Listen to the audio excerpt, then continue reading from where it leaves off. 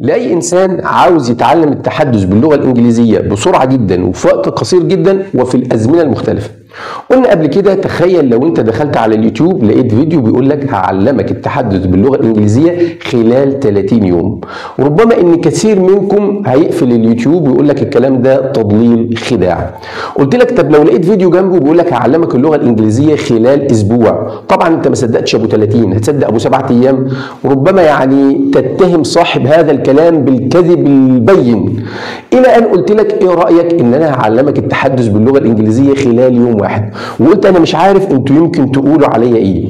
والفيديو قلت لكم اللي يفصل بيني وبينكم الفيديو، ونزلت الفيديو حقق ما يقرب من 300,000 مشاهدة في 3 أسابيع لعظم نفع الفيديو. النهاردة أنا بقول لك وتحدي، هعلمك التحدث باللغة الإنجليزية وتكوين جميع أنواع الجمل تقريبا اللي أنت عايزها خلال دقائق، وبيني وبينكم برضه الفيديو، فلو انت مهتم تابعني للنهايه. السلام عليكم ورحمه الله وبركاته، متابعي قناه المهندس كامل التعليميه في كل مكان، اهلا بكم مع فيديو جديد من اقوى الفيديوهات اللي هيعلمك التحدث باللغه الانجليزيه بسرعه جدا، حتى لو كان اخرك في اللغه الانجليزيه ABC وقليل من القواعد البسيطة. قلت لك حتى قبل كده لو مش عارف القليل إن شاء الله أنا هخليك تتحدث في هذا الفيديو باللغة الإنجليزية وبالأزمنة المختلفة. وكنا عملنا فيديو الأزمنة المختلفة إزاي تتحدث في أزمنة المضارع والماضي والمستقبل من خلال كلمات بسيطة بتحفظها، وأنا مش هتعبك، أنا جايب لك الكلمات ديت.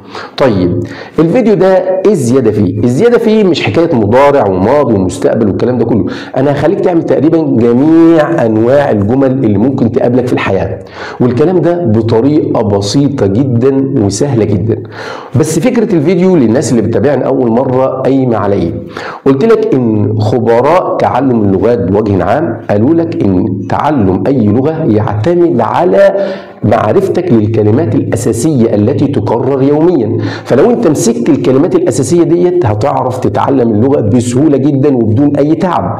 قلت مثال، لو انت شفت احنا كعرب جبت كلامك اللي انت بتقوله كل يوم وكتبته في ورقه، تاني يوم جبت كلامك وكتبته في ورقه، تالت يوم جبت كلامك وكتبته في ورقه، وعملت مقارنه ما بين الكلمات دي كلها هتلاقي تقريبا 80% معاد ومكرر، يعني كلام ثابت. فالكلمات المعاده ديت لو واحد اجنبي حفظها بالعربي هيعرف يتكلم لغه عربيه تمام. خبراء تعلم اللغه الانجليزيه حطوا ايدهم على اكثر الافعال والكلمات الشائعه في اللغه الانجليزيه وبقوا يعلموها لاي اشخاص عايزين يتحدثوا باللغه الانجليزيه، ففعلا ممكن تجيب نتيجه معاك مش خلال اسبوع ولا 3 ايام، من اول يوم هتجيب نتيجه معاك. طيب الكلمات الشائعه دي فين؟ قلت لك ما تتعبش، السلسله اللي انا عاملها ديت انا جايب لك الكلمات الشائعه، يعني الكلمات معايا اهي. هتقول لي يعني انا دلوقتي هتحفظني كلمات؟ لا يا باشا، حفظك كلمات ايه؟ انا هعلمك بكل كلمه من ديت ازاي تتكلم وتعمل جمل، وازاي تخلي الجمل تتنطط قدامك كده في المضارع والمستقبل، وازاي تكلمها في القدره، وازاي تكلمها في الوجوب. الانواع كانك انت مش محتاج حاجه، انا مجرد كلمه واحده هخليك تعمل بها اللي انت عايزه، يعني مجرد انك بتحفظ كلمه كانك حفظت الاف من الجمل في ازمنه مختلفه. وعلى العموم برضو زي ما قلت لك تحدي الفيديو اللي هو حقق ما يقرب من 300,000 مشاهده في خلال 3 أسابيع وما زال الفيديو شغال، انا بقول لك برضو دلوقتي تحدي بيني وبينك ان انت مش هتخرج من الفيديو ده الا وانت منبهر بنفسك. وان شاء الله اذا كان الفيديو الاولاني حقق ما يقرب من 300,000 مشاهده في 3 أسابيع، ان شاء الله ده ممكن يوصل لمليون مشاهده بفضل الله اولا ثم بفضلكم. ويلا بينا نبدا على بركه الله بعد ما تسمعوني الصلاه والسلام على سيدنا رسول الله صلى الله عليه وسلم. ديت قبل ما نبدا تعالى اقول لك الاول علشان احنا هنتكلم في الجمل. قال لك اي جمله في اللغه الانجليزيه بتتكون من فاعل زائد فعل. خلاص، طالما عندي الفاعل بعده فعل، قلنا الفاعل ده اللي هو الضمائر السبع I he she it we you they، خلاص، او علي او محمد، ده الفاعل. ابدا ببني ادم، محمد، احمد، هو، هي، نحن، انتم، اي فاعل. عشان جملتك تبقى صح يا باشا لازم الاقي هنا فعل. الفعل ده مضارع، ماضي، المهم موقعه فعل، يعني الفعل هو يدل على حدث، يعني زي يلعب فعل مضارع، لعب فعل ماضي، ياكل فعل مضارع، اكل، المهم الاقي فعل. وقلنا الفعل ده بينقسم الى نوعين، فعل منتظم وفعل غير منتظم. والفعل المنتظم ده عملنا عليه تقريبا فيديوهات وجبنا معظم الافعال المنتظمه الشائعه. هسيب لك رابط الفيديوهات ده في صندوق الوصف عشان تذاكرها وتذاكر الافعال ديت وتتدرب عليها برضو زي ما هدربك دلوقتي.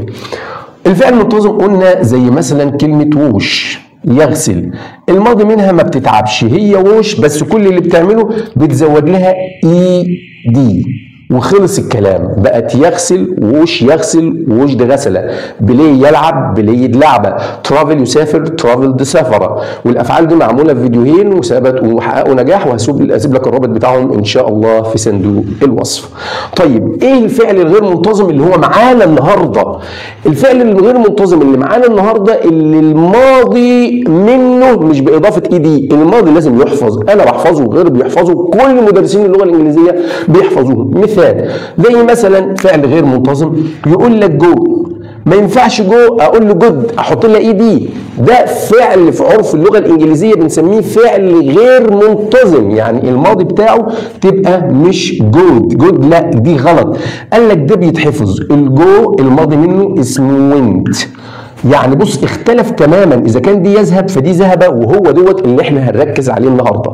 طب هيجي لي واحد يقول لي طب احنا خدنا الافعال المنتظمه وعارف بلاي ترافل ترافلد واتشد ووش ووجد، يعني سهله، يعني بحط ايدي في الاخر كلام حلو، لايكد لافد يحب احبه. طيب بالنسبه للافعال المنتظمه ايه قاعدتها الغير منتظمه؟ هقول لك هي اسمها اصلا غير منتظمه، يعني غير تابعه لاي قاعده، وهي مش كتيره، الافعال الشائعه مش كتيره اللي احنا بنستخدمها يوميا زي ما انا قلت لك، ده يجي 100 ما يزيدش عن 70 80 فعل، فانا هعملهم لك خلال فيديوهين وده جزء منهم، فانت الافعال دي تحفظها وتسجلها كويس، لان لازم تحفظ، لازم تتعلم منهم، مش صعبه، سهله جدا جدا جدا وبسيطه، بس ما تستصعبش الامر. فيلا بقى دلوقتي تعالى ادربك ازاي تعمل الانواع المختلفه من الجمل. طيب نمسح الجزئيه دي كده.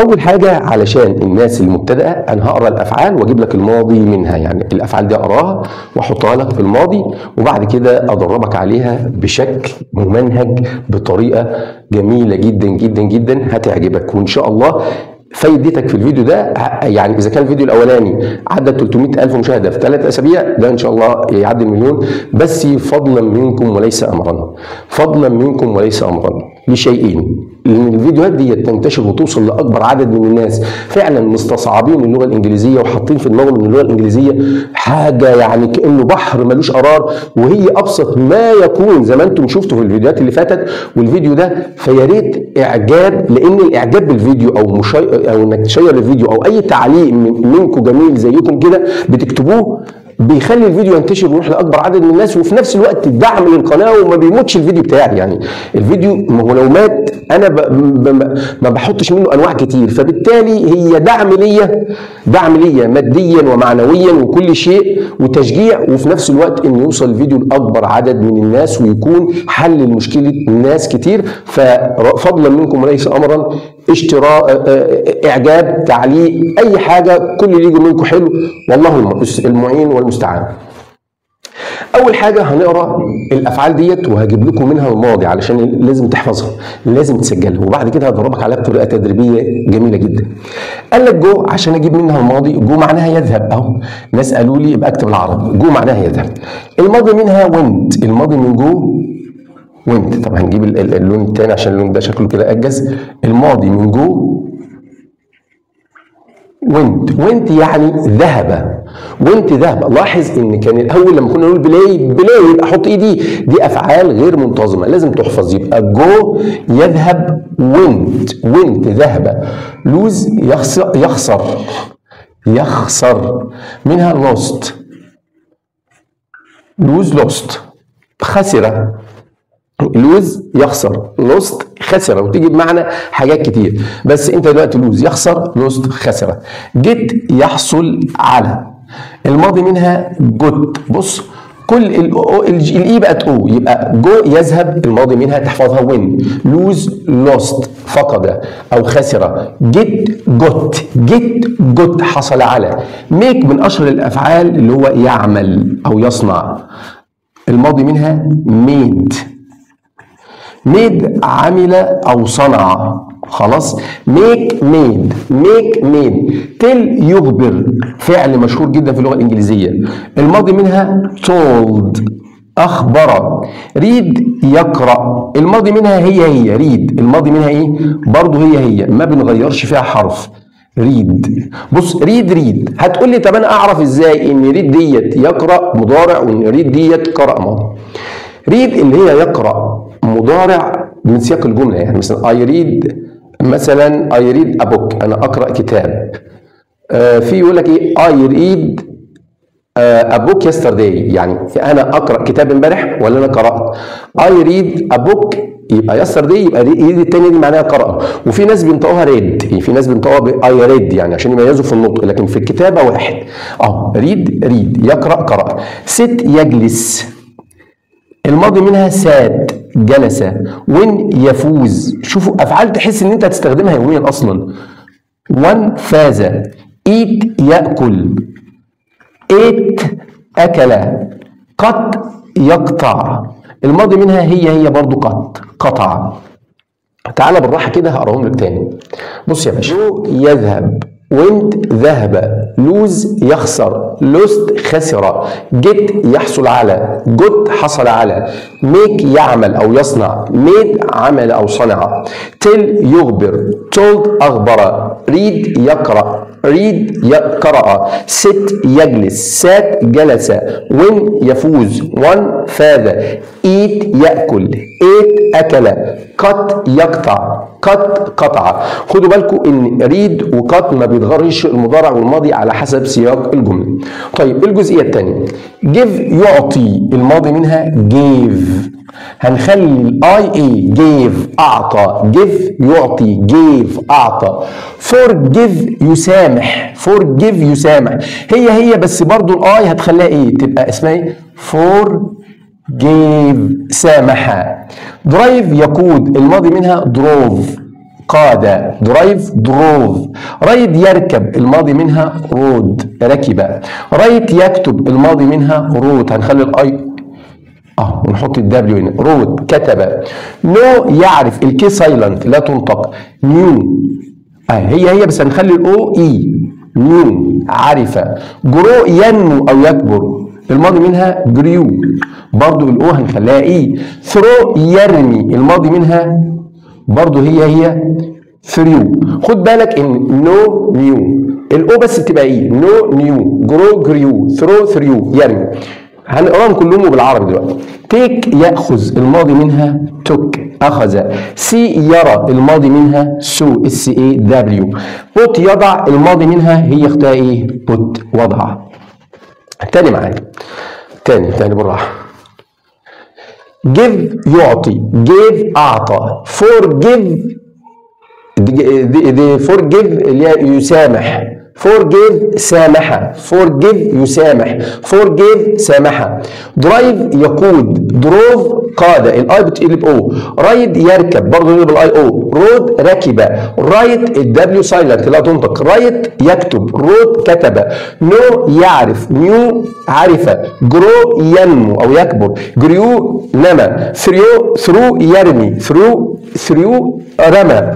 تيك يأخذ، توك أخذ. سي يرى، سو رأى. بوت يضع، بوت وضع. لازم تحفظهم، لازم تكتبهم. السلسله دي قويه جدا وهتنقلك نقله جميله، وخصوصا ان انا بدربك على الانواع المختلفه من الجمل، وفي سلاسل تانية بنفس الافعال برضو جديده هدربك على الانواع المختلفه من جميع انواع الاسئله. يعني سلسله قويه جدا جدا. طيب تاني هنا بقى، يسبح سويم، الماضي منها سوام، الاي تتقلب ايه. يجري ران، الماضي منها ران جرى. قام ياتي، الماضي منها كيم اتى. بيكم يصبح، الماضي منها بيكيم اصبح. بريك يكسر، الماضي منها بروك كسر.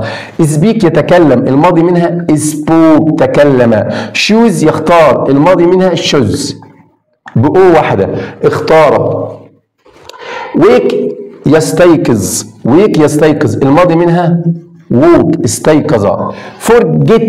forget ينسى. forget ينسى الماضي منها forgot نسى. begin يبدأ الماضي منها began. الاي تتقلب ايه؟ began بدأ. hit الماضي منها hit يضرب زي ما هي. طيب تعالى بالراحة كده ونعدهم تاني. طيب swim يسبح. swam الاي تبقى ايه؟ سبح. run يجري الماضي منها ran جرى. come يأتي الماضي منها came أتى. become يصبح الماضي منها became أصبح. break يكسر الماضي منها broke كسر. speak يتكلم الماضي منها spoke تكلم. choose يختار الماضي منها chose اختار. wake يستيقظ دايما بيجي معاه الفعل ايه؟ wake up، يعني ممكن نحط له ايه؟ wake up. ماشي؟ wake up يستيقظ الماضي منها خلي wake تبقى woke up استيقظ. wake يستيقظ woke استيقظ. forget ينسى يقول لك I forget a lot أنا بنسى كتير. forget ينسى الماضي منها forgot الاي تبقى او. begin يبدأ I begin the lesson الدرس. فبيجن يبدأ.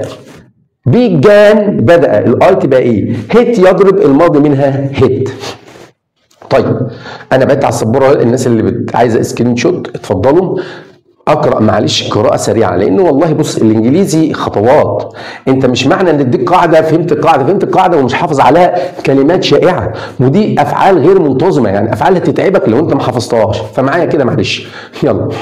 go win lose lost get got make made tell told read sit sat win won eat ate cut give gave forgive forgave drive drove ride rode write wrote know knew grow grew throw threw take took see saw put swim swam run ran come came become became break broke speak spoke choose chose wake up woke up forget forgot begin began hit طيب في كام نقطة كده عايز اعلق عليها.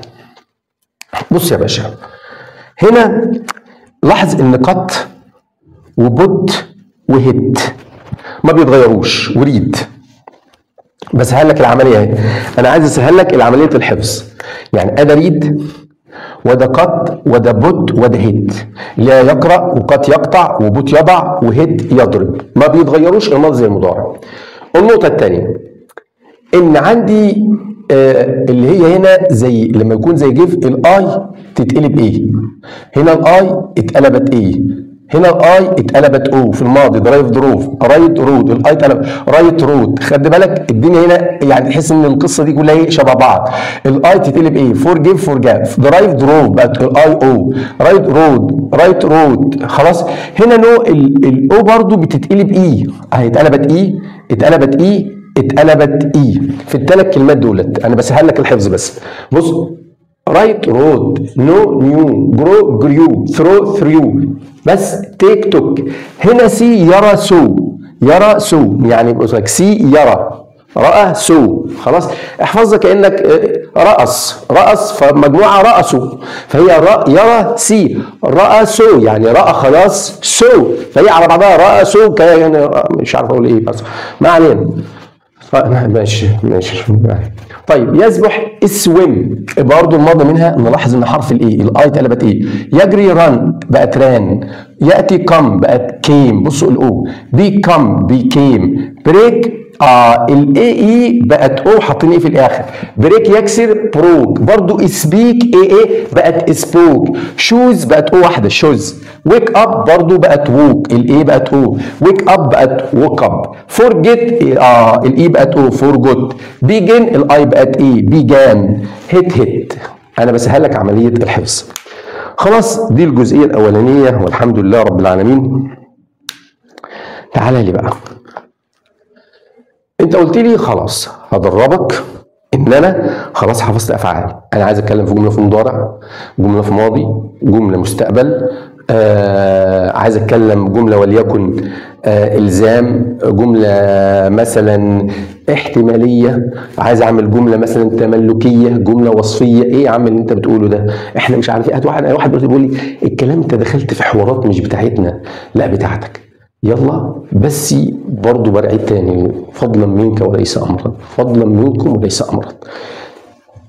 لو ما كنتش لسه عملت اعجاب او اشتركت في القناه او شيرت الفيديو او كتبت تعليق جميل من ايديكم الجميله، ففضلا منكم وليس امرا. هذا دعمكم للقناه وانتشار للفيديو وانه يوصل لناس كتير مكروبه وتعبانه في اماكن، خاصه المغتربين في الخارج. الفيديوهات دي بالنسبه لهم بيحسوا انها كنز، فهي مش هتنتشر الا بفضل الله اولا، بفضل الله اولا، ثم بفضل دعمكم بهذه المشاركه او الاعجاب او التعليق. فتعالى بقى اعلمك. خلاص الكلام اللي انا كنت اقوله ده ما كانش ينفع اقوله من غير كده، فانا عارف ان انا ممكن كنت اعلمك القاعده كده زي ما ناس كتير بنعمل، وزي ما انا عملت برضه فيديوهات كده، ولكن انا عارف ان الناس عندها كسل. يعني ابحث فين الافعال الشائعه، اجيبها منين واروح فين؟ فانا بقيت تقريبا نص الفيديو او اغلبيه الفيديو الافعال الشائعه، لان هي دي اللي هتخليك تتكلم، هي دي اللي هتخليك تطلع من الفيديو تدعي لي. خلاص تعالى بقى اعلمك. بس سمعونا الصلاة على النبي صلى الله عليه وسلم، صلى الله عليه وسلم. يلا بقى نبدأ. بسم الله. أنا دلوقتي حافظ الفعل في المضارع والماضي. المستخدم عادة المضارع، يعني لو أنا هشتغل على الفعل ده وده الماضي، ده المستخدم قلنا بنسبة 80% هتشتغل عليه، ده بنسبة 20%. الله عليك يا ابو كمال، الله عليك يا ابو كمال، انت سهلتها، الله يسهلها لك يا جدع.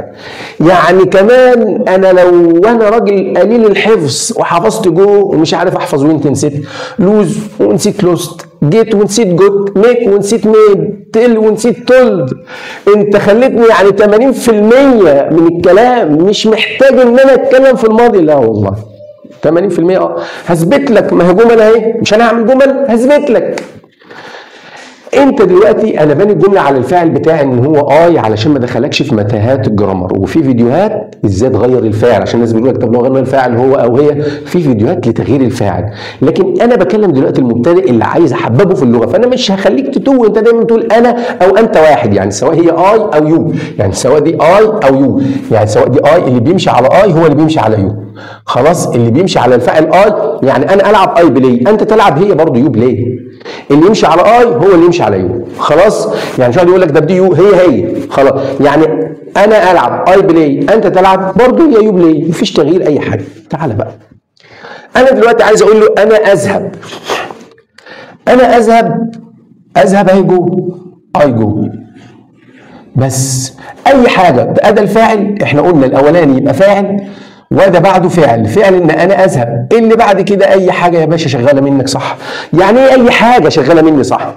عايز اقول انا اذهب الى المدرسه I go to school، انا اذهب الى البيت I go to home مثلا، انا اذهب الى النادي I go to the club، انا اذهب الى النادي. يا عم خلاص انت كده بتتكلم انجليزي صح، بس انجليزي كزمن مضارع، كزمن انا لسه بعمل الحاجه دلوقتي، يبقى الزمن عندي هنا ايه؟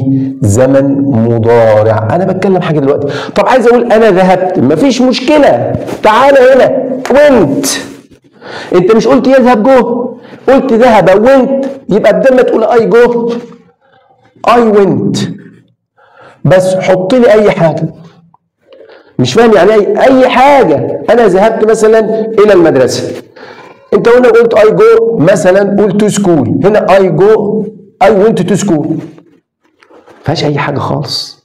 طيب استنى كده، طب انا اخسر اي لوز، طب انا خسرت اي لوست، انا احصل على اي جيت، انا حصلت على اي جوت، انا اصنع اي ميك، انا صنعت اي ميد، انا اخبر اي تيل، انا خبرت اي تولد، انا اقرا اي ريد، انا قرات اي ريد، انا اجلس اي سيت، انا جلست اي سات، انا افوز اي وين، انا فزت اي ون، انا اكل اي ايت، انا اكلت اي ايت، انا اقطع اي كات، انا قطعت اي كات، لان الماضي بتاعه هو المضارع. والباقي كده رص اي حاجه تبقى صح. مثال لو انا قلت لك مثلا جو، وليكن هات مثلا اقول لك ايه I go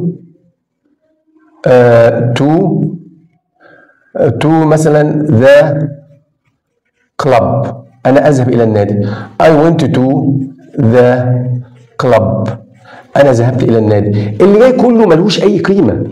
انا اذهب الى علي، اي جو تو علي. انا اذهب الى محمد، اي جو تو محمد. انا اذهب الى ابي، اي جو تو ماي فاذر. الجاي كله مفيش فيه جرامر، كلمه انت حافظها بتحطها. طيب امال اي ويل بقى؟ اي ويل ده جمله بنسميها، يبقى دي كانت مضارع، ده يبقى ايه؟ نقول له ده كان ايه؟ ماضي. خلاص سهل قوي. يعني مثلا لو قلت لك ايه؟ يخبر التل اخبره تولد، عايز اقول انا اخبر، اي تيل، انا اخبرت، اي تولد، مفيش اي مشكله. تعال على النوع الثاني، ان انت تقول بدل اي حطها اي ويل.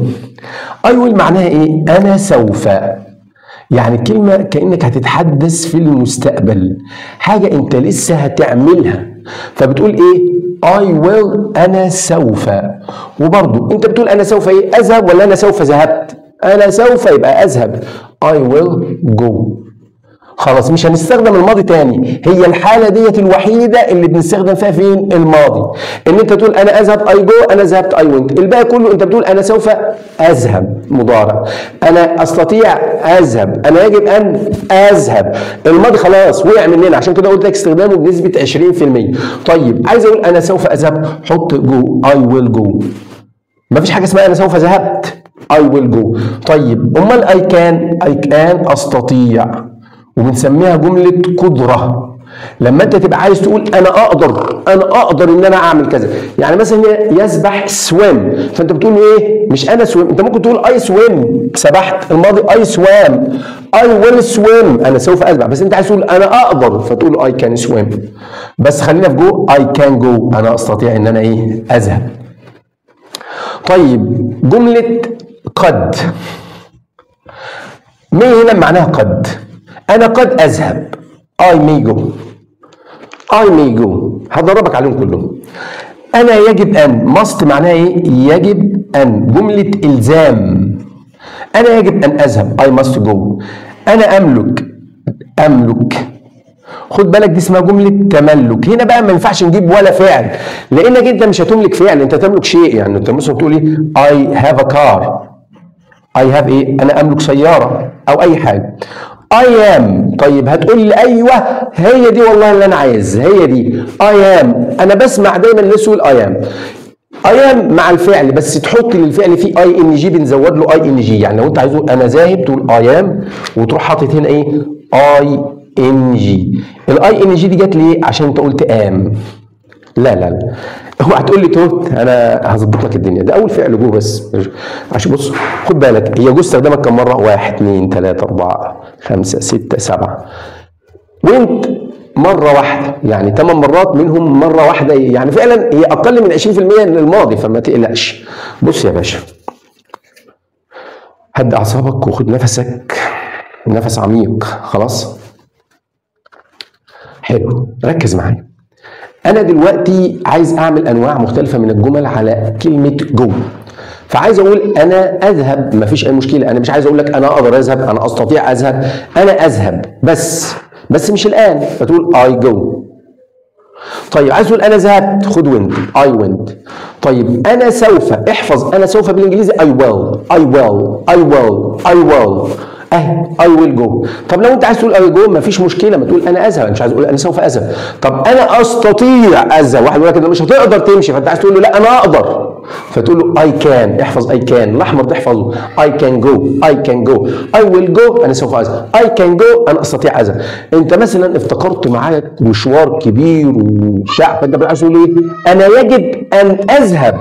يبقى يجب ان معناها must، معلش انا عايز تقول له انا قد اذهب.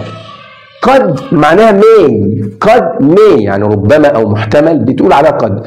فبيقول لك انت هتمشي ولا مش هتمشي؟ تقول والله انا قد اذهب، قد may، فانت تقول له ايه؟ I may go. انا قد اخسر، I may lose. انا قد احصل عليها، I may get.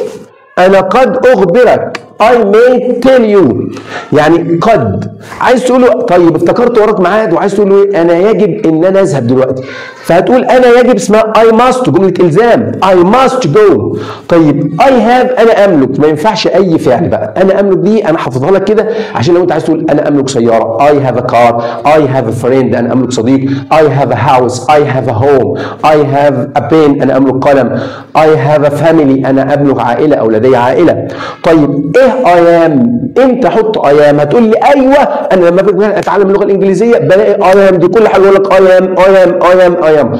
نقول I am لو جه بعدها حاجه اسمها اسم او صفه او حرف بتقول I am الاسم، يعني انا طويل I am tall، انا سعيد I am happy. لكن مع الافعال am ما بتحبش الفعل، بتروح حاطه له حاجه اسمها ing ومعناها انا اذهب برضه. مش فارقه بقى الان او دلوقتي بس انا اذهب. فلما تيجي تقول I am going تبقى going، لو eat eating، لو lose losing، get getting، make making، tell telling، يبقى I am مع الفعل بتحط له ing. شفت انا بعلمك جرامر ازاي بكل سهوله وبكل بساطه. طيب تعال سيبك من القصه دي، نتدرب تاني على فعل تاني.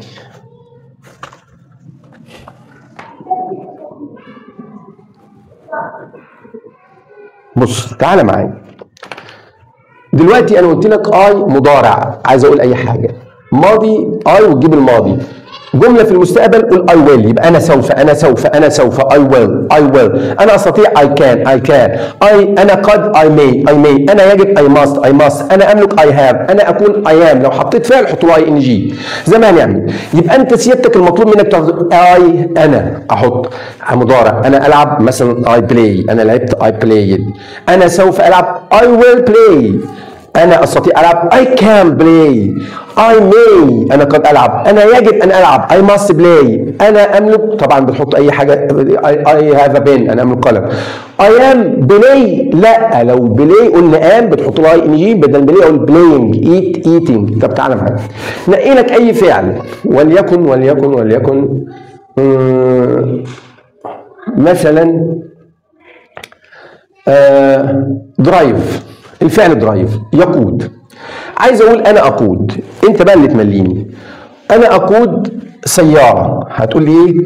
انا اقود، ما ينفعش تقول اي اكار، انا اقود، يقود معناه ايه؟ درايف، هتقول لي اي درايف زي الفل. سياره بقى اي حاجه، اكار مفيش اي مشكله، دي مالهاش لازمه، المهم ان دي فاعل ودرايف فعل، احنا قلنا الجمله فاعل فعل ودرايف يقود خلاص. طب انا قدت سياره، انت بتقول لي انت عايز الماضي، بدل الماضي من درايف دروف اقول له اي دروف، تمام اكار. طيب تقول له انا سوف اقود، انت عايز تقول في المستقبل، جمله المستقبل اي ويل، خلاص بقى مالناش دعوه بدروف، درايف اي ويل درايف، انا سوف اقود. انا استطيع I can drive، انا استطيع اقود. انا قد اقود I may drive. انا يجب ان اقود I must drive. طب انا اقود بس اقول I am، بتدرايف تبقى driving. ليه الاي ان جي؟ عشان am بتحط الفعل اي ان جي. write تبقى writing، forgive forgiving، ride riding. خلاص طيب تعالى معايا، I have أنا أملك، نحط هنا أي حاجة مملوكة، I have a pen، I have a book، I have أي حاجة تملك. الفيديو وصل لك الفكرة؟ تاني أنا مش بعمل حاجة، أنا مجرد إن أنا حفظتك، عشان كده دوست على تحفيظك للأفعال. احفظ الأفعال دي كويس، احفظ الأفعال دي كويس. أنت دولت خليك حافظهم، I وراها فعل في المضارع أو وراها فعل في الماضي. طيب بعد كده انا سوف I will حط الفعل، انا استطيع عايز اقول انا استطيع. طيب لو واحد يقول لي طب ما يقول ماشي، بس انت عايز تقول واحد انا سوف خلاص استخدم I will بدل I بس.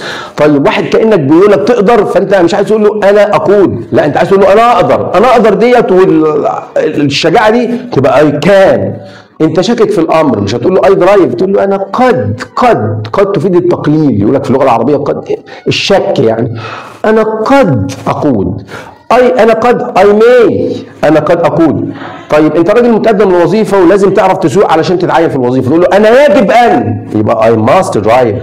انا يجب ان العب I must play، انا يجب ان اكل I must eat. I must انا يجب تحفظها. I have انا املك وتحط بعدها اي شيء. I must I have مثلا a brother انا املك اخ يعني انا لدي اخ. طيب I am طيب بنسمع I am تاني اللي بقول لك I am لو جه معاها اي فعل بتحط له ing يعني مثلا تقول I am going I am losing I am getting I am making I am telling I am reading I am sitting I am winning. خلاص. طيب هتقول لي ساعات كتير يقول لك وات سورينيم يقول له يقول لك اي ام علي. انت ما قلتش اي ام علي انجليزي. اقول لك يا باشا انا كلمت لك ان اي ام لو جه بعدها فعل زي ياكل يشرب ينام، لكن علي اسم او صفه. اي ام تول اي ام شورت ما بحطش اي ان جي لان دي صفات او اسماء ما بحطش اي ام انا في القاهره اي ام ان كايرو ما اقولش اننج. ايام لو جه بعدها فعل فبنستخدم للفعل اي ان جي. زي ما انت شايف الفيديو فعلا لو كانت فكره الفيديو عجبتك وحسيت بفايده كبيره فما تبخلش المره الاخيره انك تدعم الفيديو ده علشان ينتشر ويوصل لاكبر عدد ممكن، ودعم القناه بعمل اعجاب او بمشاركه الفيديو او باي تعليق. وفي نهايه الفيديو يعني اتمنى ان يكون الفيديو ده ينجح نجاح الفيديو الاولاني وان يكون فاتكم فعلا فايده كبيره. والسلام عليكم ورحمه الله وبركاته. الله الواحد تعب. السلام عليكم.